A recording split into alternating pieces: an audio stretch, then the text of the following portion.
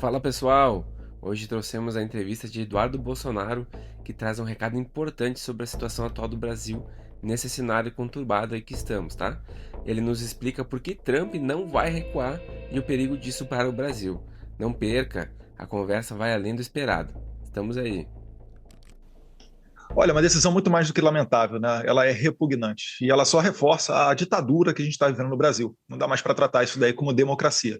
O mundo inteiro, que ainda não conhecia Alexandre de Moraes, fica espantado, né? Não se vê em local nenhum do mundo uma pessoa, antes sequer de uma condenação, viver praticamente no regime semiaberto. Bolsonaro está sofrendo agora prisão domiciliar, tal qual sofreria uma pessoa que tivesse progredido para o regime semiaberto, podendo sair de casa durante o dia apenas para trabalhar. E quando se trata, né, de uma relação de pai e filho, fica mais claro ainda para todos aqueles que têm família que isso é para humilhar, para esculachar e, principalmente, depois de vir e ainda sendo embasada a decisão do Moraes, em um dos dispositivos, dizendo que ele está tomando essa decisão porque o Bolsonaro postou um vídeo do Donald Trump prestando solidariedade a Bolsonaro, isso daí fica mais claro do que nunca. Agora, o que causa estranheza é pessoas, né, que eu não consigo entender que estejam em sã consciência, achando que essas medidas vão fazer o Donald Trump recuar.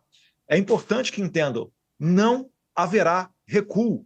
Eu não falo pelo Donald Trump, eu não falo por ninguém do governo. Se quiserem tentar lá e botar o Geraldo Alckmin, né, que esteve naquela foto ao lado de terroristas da Jihad Islâmica, Hamas, Hezbollah, que já assassinaram diversos, milhares de norte-americanos, podem tentar. Boa sorte. Boa sorte na negociação. Não adianta o Lula ficar comendo jabuticaba, o Celso Amorim cantando Quem Tem Medo do Lobo Mal, e depois mandar um jornalista lá dentro do pool que eles falam da Casa Branca, perguntar para a porta-voz da Casa Branca: o Lula está aberto à negociação, por que vocês não negociam? O Brasil não se dá ao respeito. O Brasil não buscou nenhuma porta de entrada junto ao governo norte-americano. A gente está no momento talvez mais importante da diplomacia brasileira das últimas décadas. O nosso chanceler estava na Irlanda, a embaixadora do Brasil nos Estados Unidos estava de férias. Eu estava anteontem dentro do State Department, uma reunião com 8 integrantes de altíssimo nível. Veio a pergunta: qual o nome da embaixadora de vocês aqui em Washington, D.C.? Ninguém sabia responder.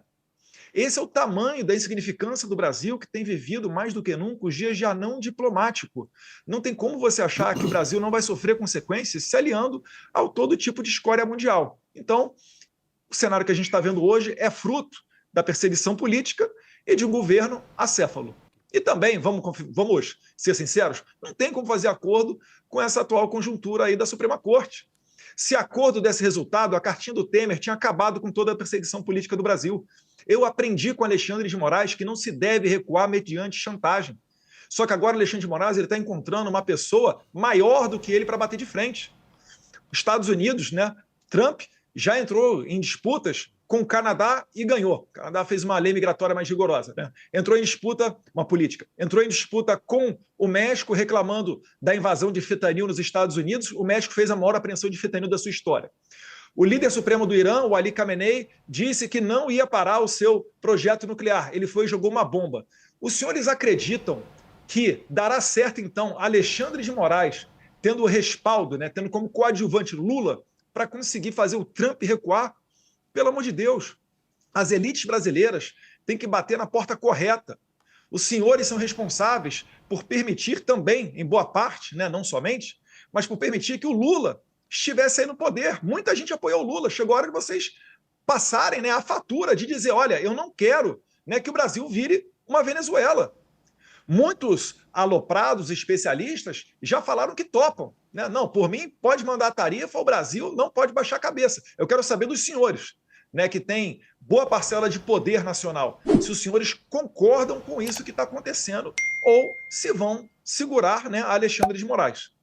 Eu não estou preocupado com a eleição. Se o Brasil não resolver nos próximos meses ou próximas semanas essa crise institucional, não haverá eleição em 2026. Então, por que eu me preocuparia com popularidade? Eu não estou preocupado com popularidade. É 100% vitória ou 100% derrota. E eu tenho certeza, se nós sairmos vitoriosos, eu creio, tenho fé em Deus que sairemos, a gente recupera essa popularidade em 1 ou 2 dias. Não estou realmente preocupado com isso. Eu estou preocupado a gente chegar numa eleição em 2026 sem Bolsonaro poder concorrer, sem eu, que muitos dão como certo, um senador por São Paulo, poder retornar para a minha terra. Vocês acham que vai acontecer com o quê? Com vários deputados do PL, tem cerca de 9 deputados do PL que enfrentam processos no STF, a esmagadoríssima maioria por falar.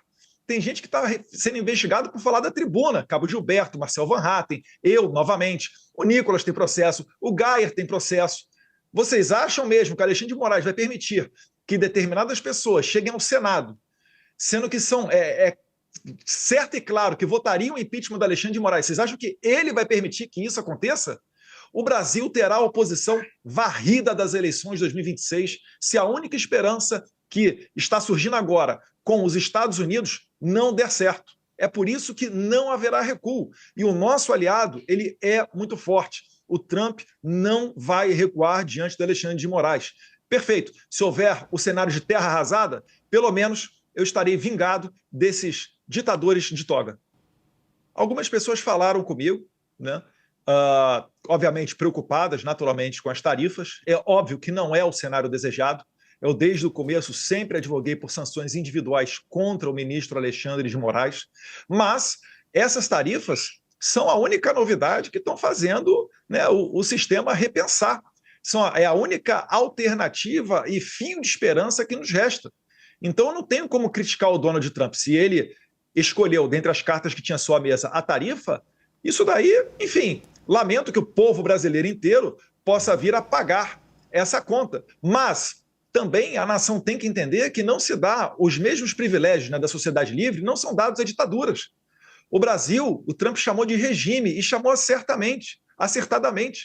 No Brasil, as instituições já não funcionam mais com normalidade. Você vê só, o Congresso é incapaz de derrubar um decreto de IOF do presidente da República. Isso daí mostra uma total disfunção. Isso é típico de ditadura. Na Venezuela, o STF de lá fechou o Congresso Nacional. No Brasil não precisa fechar, porque o Alexandre de Moraes já está dando as cartas, vai fechar para quê? Então, esse é o tipo de regime que nós estamos vivendo hoje. E regimes são sancionados, regimes são tarifados, pessoas perdem os seus bens. E eu quero crer, né? Eu rezo a Deus para que a elite brasileira pressione o Alexandre de Moraes, porque uma das possibilidades que pode chegar a vir é o desligamento do Brasil do sistema SWIFT, que é essencial nas transações internacionais. O Trump fez isso com o Irã, fez isso com a Rússia. Se fizer com o Brasil, isso vai causar uma pancada muito maior do que a tarifa Moraes de 50%. Eu não quero chegar nesse ponto. Eu não quero chegar numa eleição de 2026, onde você já pode extrair e concluir que o Trump não reconhecerá uma eleição sem a participação de Jair Bolsonaro. Como é que ficará o Brasil no cenário internacional? As pessoas não estão entendendo que quando eu falo que as próximas semanas são decisivas, não é algo da boca para fora, não é algo de uma mente ideologizada. Eu estou falando a verdade. O Lula não tem interesse nenhum em resolver isso daí. Tanto é que está escalando Geraldo Alckmin para tentar conversar com os americanos. Isso não ocorrerá. O americano não vai conversar com quem apoia assassino de cidadão americano. O Hezbollah já matou vários, o Hamas, o Jihad Islâmica, até os Houthis. Isso não ocorrerá. Então o Lula está querendo agarrar isso daí com unhas e dentes para tentar resgatar a popularidade dele. Mas isso não vai adiantar, porque a crise econômica, com Bolsonaro preso ou não, ela vai se agravar. E o Brasil, para solucionar isso, só tem uma maneira: é segurando o ímpeto do Alexandre de Moraes. Leiam a carta do Trump. Ele fala que ele abre falando de Bolsonaro, e não só Bolsonaro, a perseguição também a todos os seus seguidores. Os senhores realmente acreditam que o Barroso, escrevendo uma carta para o Trump, com toda a ladainha que o Trump ouviu durante os 4 anos que ele não estava na presidência, né, de defesa da democracia, etc., da qual o próprio Trump foi vítima, vocês acham que o Barroso vai conseguir convencer o Trump? Ou será que ele está fechando, enterrando a possibilidade de uma mesa de diálogo? Porque o mundo inteiro está dialogando com o Trump. Inimigos e aliados históricos dos americanos. Só o Brasil que não. E só o Brasil tem uma tarifa de 50% por causa disso. Na carta dele ele fala, mais uma vez e finalizando, né, perseguição a Bolsonaro e seus apoiadores. Por isso que eu tenho falado, olha, a melhor sinalização é uma anistia ampla, geral e restrita. Depois ele fala da regulamentação das Big Tech. Começou agora a sessão 301. Se preparem. Virá a novidade dessa investigação da sessão 301 também, que visa proteger os interesses comerciais dos americanos, podendo culminar nas sanções IEPA. né, International Economy Emergency Power Act. Isso vai acabar sancionando muita gente para além de Alexandre de Moraes. Ele continua depois na carta falando alguma coisa de comércio e pincelando também a questão do sistema do complexo industrial de censura. Para que a gente vai pagar o preço disso, se tudo isso são características de regimes autoritários? E você acredita, Leandro, que retirando as tarifas e dando uma sobrevida para o Brasil, onde a gente vai haver uma eleição sem a oposição, com esse governo que aí está resgatando a sua popularidade, a gente só vai adiar o dia da batalha final? Eu tenho certeza que os brasileiros não querem ficar trabalhando até junho, julho, agosto, setembro, outubro, novembro, só para pagar impostos. O Brasil tem um momento crucial para decidir se vai ter um tratamento definitivo de Venezuela ou se vai se alinhar com as potências democráticas do mundo. Não é culpa minha. Eu não estou fazendo nada. Eu só levo os fatos aqui. Eu sequer tenho o poder da caneta. Eu não posso chegar e ficar aconselhando, o presidente Trump faz isso, retire a tarifa. Eu nunca vi o Trump recuar. Não existe recuo. Se este for o cenário, Leandro, lamento. O Brasil será mergulhado num caos e terá um tratamento semelhante ou igual ao da Venezuela. E o Trump, e o Celso Amorim e o Lula estão adorando isso porque eles acham que eles estão indo para o colo da China e da Rússia. Só que a própria China e a Rússia estão fazendo acordo com os Estados Unidos. Olha que loucura. Deputado, quando teve a questão da dolarização... Só para finalizar, Leandro, quando teve a questão perguntaram ao Lavrov, né, chanceler da Rússia, sobre a questão da moeda única do BRICS. O que ele respondeu? Trump, a gente não tem nada a ver com isso não, isso é coisa lá, do Lula e dos brasileiros. Ninguém bate de frente com Trump, não será Moraes que conseguirá fazer esse feito.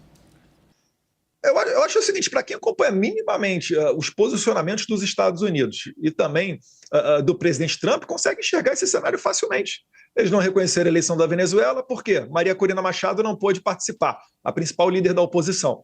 Depois o Maduro vai e sem uma auditoria, né, até porque a Maria Corina Machado conseguiu comprovar, através de uma auditoria paralela, que ela venceu com mais de 60% dos votos. Né? Ela e o Edmundo Gonzalez, né? Porque ela não pôde participar, o Edmundo Gonzalez foi o seu preposto.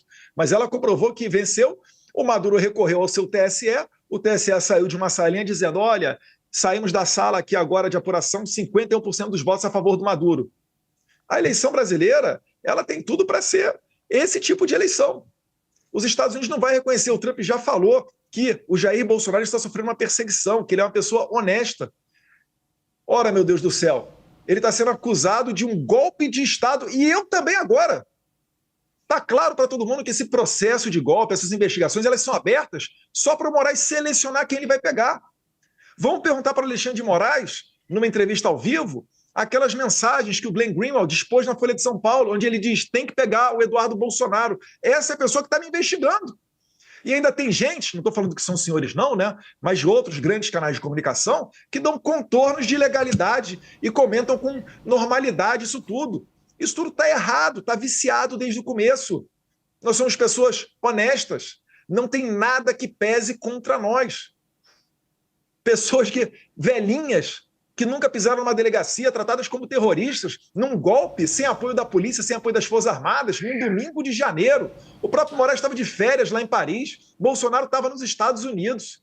Impossível dar golpe, mas ainda assim querem colocar isso adiante para tirar o líder da oposição da eleição do ano que vem. Isso não tem como dar certo. Eu tenho certeza, se a gente chegar nesse nível, o Brasil não terá as suas eleições reconhecidas em 2026.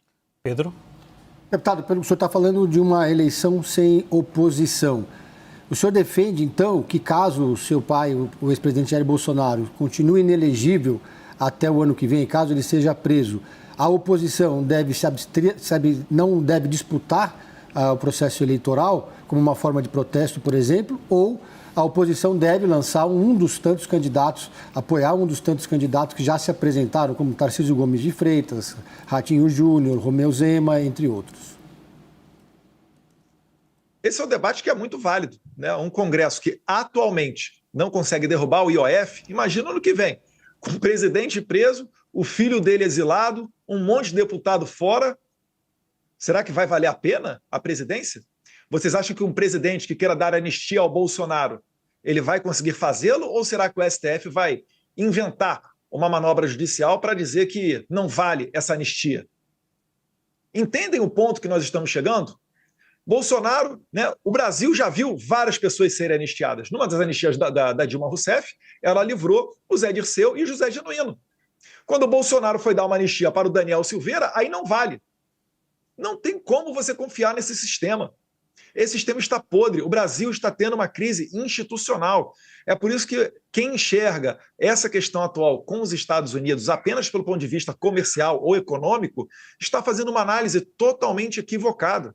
Eu entendo, né, a agonia do produtor brasileiro, a agonia do comerciante nacional, do trabalhador, mas, mais uma vez, né, eu sempre advoguei por sanções individuais ao Alexandre de Moraes. Vieram as tarifas, né? Agora é trabalhar com isso daí.